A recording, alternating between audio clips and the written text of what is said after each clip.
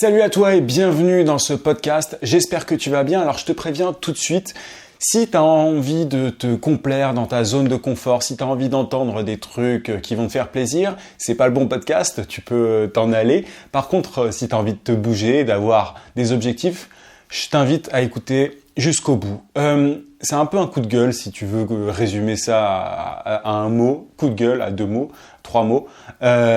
Coup de gueule, pourquoi ? Je me rends compte qu'il y a énormément de freelance, d'indépendants de manière générale, que ce soit des petits, des gros, qui se sabotent tout seuls, qui se mettent des bâtons dans les roues tout seuls et ça m'insupporte mais au plus haut point.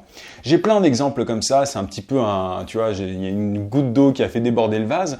Il y a énormément d'exemples à donner. Je te prends un exemple, quelqu'un qui me dit... récemment, par rapport à une vidéo que j'avais fait sur YouTube, il me disait oui mais 13 000 euros, parce que je disais que les freelances gagnaient en moyenne 13 000 euros par an. Il me disait c'est pas mal quand même 13 000 euros. Et là moi j'ai un peu halluciné. Alors j'ai rien contre la personne en question. Si tu regardes ça, il y a pas de souci, mais c'est vraiment une mentalité dans son ensemble chez la population freelance qui me rend un petit peu ouf. On peut pas se contenter de 13 000 euros par an pour gagner sa vie. Si tu veux devenir freelance, c'est pas pour gagner 13 000 euros par an. C'est pas pour survivre. L'idée, c'est de vivre. Je sais pas quelle est ta situation à toi. Mais si tu es dans une entreprise et que tu gagnes ton petit SMIC ou tes 1500, tes 2000 balles par mois, tu as forcément envie d'avoir plus et surtout d'avoir plus de temps pour toi. Et pour avoir plus de temps pour toi, il faut notamment avoir plus d'argent par heure. Tu vois, il faut que ton taux horaire notamment soit plus élevé que quand tu es dans une entreprise.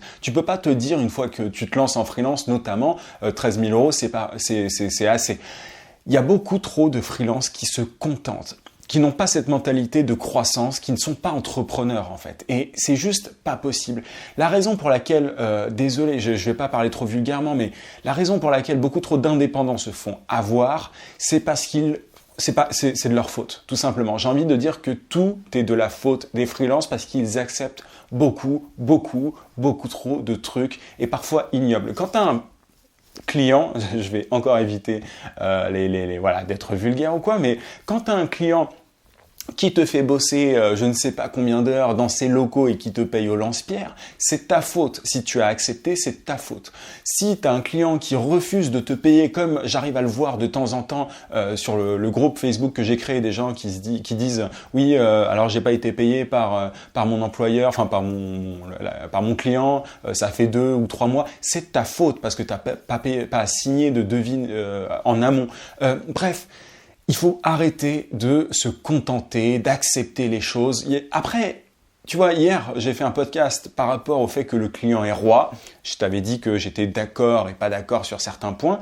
On est au service de nos clients. Mais il y a un moment, il faut que la relation elle soit équilibrée. Tu n'es pas un chien, tu n'es pas un esclave, t'es au service de ton client à partir du moment où il te respecte. Ça passe par le nombre d'heures, par les conditions de travail, par le temps de paiement, tu vois, on est obligé de passer par certaines étapes au début quand on se lance, c'est pas toujours évident. On est obligé un petit peu de la fermer au début, d'accepter certains trucs. Mais il faut que tu gardes en tête, c'est mon avis, ça regarde que moi quand je dis il n'y a pas de vérité absolue, je suis pas un gourou, mais tu vois, aujourd'hui, moi, si je facture des milliers d'euros, j'ai encore eu un nouveau client tout à l'heure intéressé, un prospect très intéressé en tout cas, qui est sur le point de signer. Encore, la raison pour laquelle je facture des milliers d'euros par mois, c'est parce que depuis le début, je me suis dit, je ne suis pas un simple petit freelance qui va vendre ses services et qui va tout accepter. J'ai pas du tout eu cette mentalité. J'ai pensé constamment à comment est-ce que je peux m'améliorer, comment est-ce que je peux faire pour facturer encore plus cher. Pas juste comme ça, pas dans ce sens-là même. Je me suis pas dit comment est-ce que je fais pour facturer plus cher. Je me suis dit comment est-ce que je m'améliore pour derrière pouvoir facturer plus cher. Tu vois ce que je veux dire ?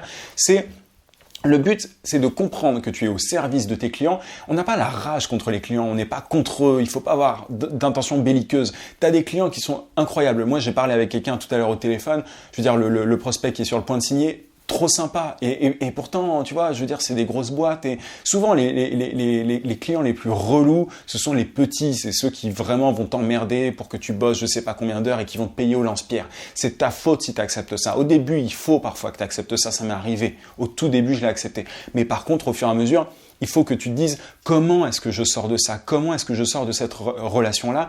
C'est toi en fait qui as les compétences. On achète tes services, tes compétences. Tu es censé avoir, une expertise. Si au début, tu n'es pas expert, tu n'es pas ultra calé, ça peut arriver. Il faut que tu te dises comment est-ce que je fais pour l'être, comment est-ce que je fais pour devenir indispensable, comment faire en sorte pour que les personnes en face de moi ne puissent plus se passer de moi. Et une fois que tu auras ça, désolé, j'ai du mal à parler, une fois que tu auras ce levier-là, t'es pas invincible, mais presque. Mais il faut avoir cette mentalité de croissance. Il faut arrêter de s'auto-saboter, d'accepter toutes les petites missions. La dernière fois, à chaque fois qu'on vient qu'on m'envoie un message, on me dit oui, alors j'ai eu tel client et tout.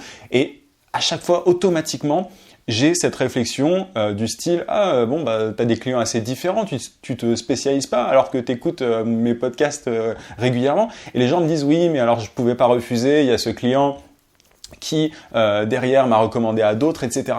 Faut que tu te dises un truc, si tu es tout le temps dans le court terme et que tu es en train de courir à droite à gauche et de tout accepter et tout, ça s'appelle avoir une vision court-termiste, je ne sais même pas si ça se dit, et c'est pas une bonne idée parce que tu vas te retrouver comme un ou une esclave après. Tu vas devoir tout accepter et en fait, tu seras foutu parce que tu ne pourras pas facturer cher parce que tu seras bon à tout et donc à rien. Essaye de te former par rapport à ça. Moi, mon objectif, l'objectif de ce podcast, c'est de te faire prendre conscience de ça. Je ne l'ai pas eu tout de suite, cette conscience-là. Je me suis foiré plein de fois. Mais la raison, encore une fois, pour laquelle je facture plein d'argent par mois, honnêtement, j'ai pas envie de donner les chiffres, et c'est en train de croître et ça peut exploser, tu vois. Je veux dire, là, il y a un moment, je refuse de plus en plus de trucs et j'en refusais déjà pas mal, mais j'en refuse de plus en plus parce qu'il y a un moment, je suis tout seul et je suis encore en train de me dire, est-ce que j'ai envie d'embaucher des gens et tout. Je suis à ce stade-là, mais la raison pour laquelle j'en suis là, c'est que je me suis dit dès le début, il faut que tu te formes, il faut que tu apprennes, il faut que tu sois super calé. Maintenant, j'ai des clients qui vraiment veulent que je reste et moi je me dis ouais mais c'est pas rentable, tu vois. Et du coup j'ai vraiment envie de transmettre ce truc là et j'ai l'impression que je suis obligé de faire des podcasts un petit peu comme ça, un peu coup de gueule pour faire bouger les gens. Il ne s'agit pas juste d'avoir un client, deux clients. Tu vas voir que c'est facile à partir du moment où tu réfléchis à ton offre, à ta plus-value, à ce que tu as à proposer. Une fois que tu as une vraie offre intéressante, tu peux grossir et être, je ne sais même plus comment on dit en français, tu vas pouvoir choisir tes clients.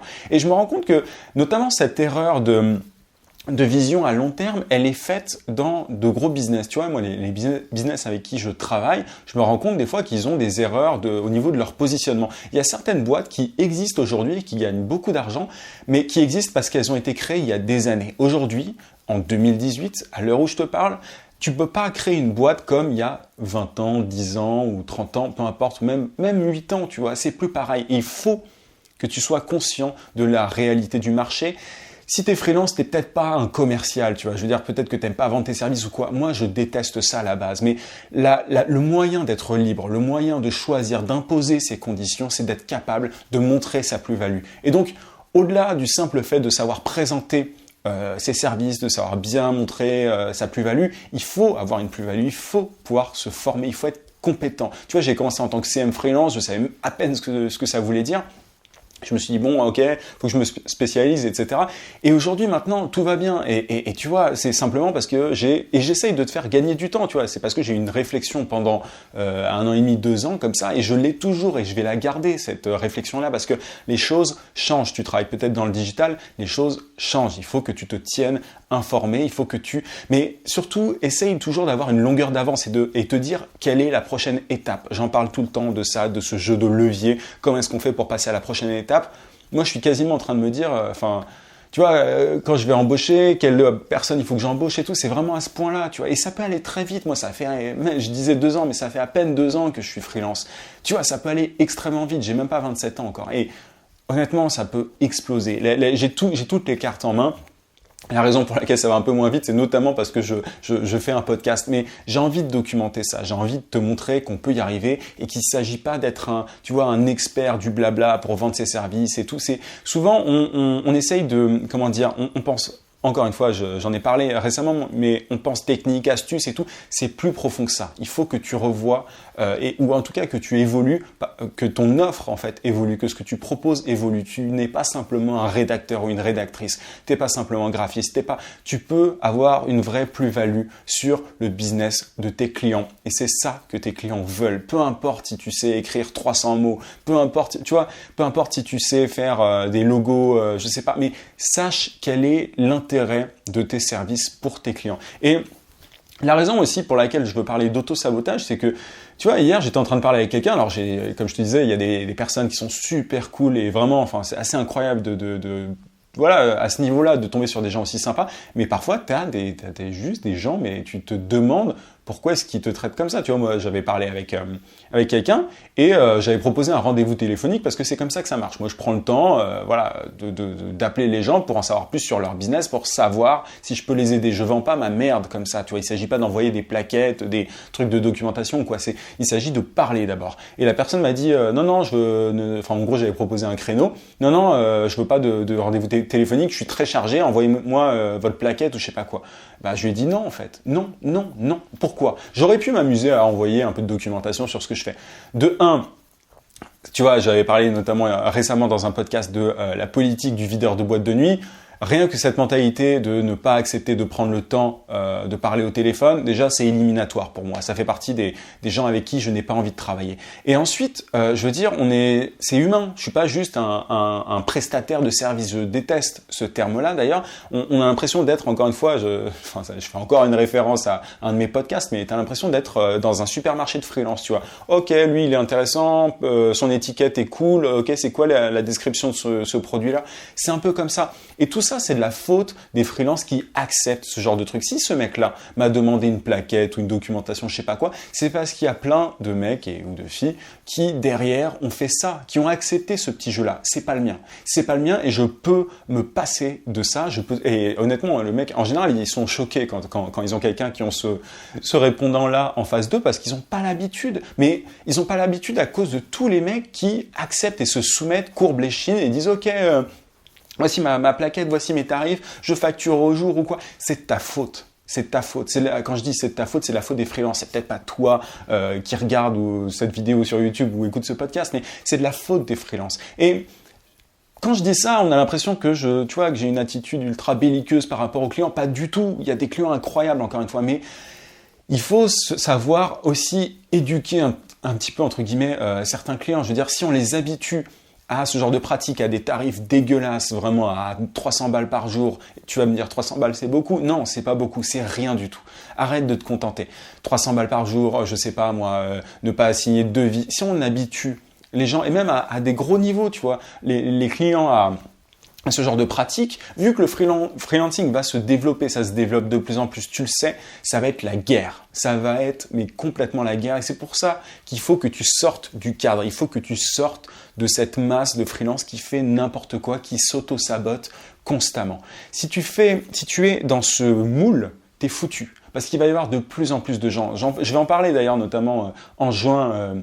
Je suis invité j'en avais parlé, je crois, il y a pas très longtemps, par une start-up qui s'appelle Shaper à une table ronde pour parler du sujet freelancing, émancipation ou précarisation. Honnêtement, ça ne dépend que des freelances. C'est eux qui décident de se précariser. Au début, tu peux faire quelques concessions, mais au fur et à mesure, il faut que tu gardes en tête que être freelance, c'est être entrepreneur. C'est pas être homme ou femme à tout faire. C'est pas être quelqu'un d'ultra flexible. Flexible, ok, c'est un des avantages pour certaines boîtes du freelancing, mais flexible à un certain niveau. T'es pas dispo jour et nuit, le week-end, bref. Et dès que tu peux sortir de ça, fais-le. Essaye de passer au niveau supérieur. Il faut arrêter de se contenter. Il faut que les freelances arrêtent de tout accepter. Je veux dire, tu vois, moi, quand je suis au téléphone avec quelqu'un, je lui dis, ok, bon, moi, je vais vous poser des questions et ensuite, je vous présenterai ce que je propose, tu vois. En gros, je lead le truc. Les clients, c'est à toi de j'allais dire l'idée, je sais même pas comment dire en français. C'est à toi de les diriger, en fait. C'est à toi d'être pro, en fait. T'es un expert.